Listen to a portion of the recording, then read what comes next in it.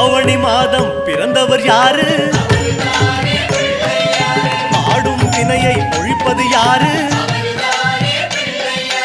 ஆதவன் வணங்கும் தெய்வம் யாரு? பூமியை தாங்கும் புண்ணியன் யாரு? அனலாசுரனை தின்றது யாரு?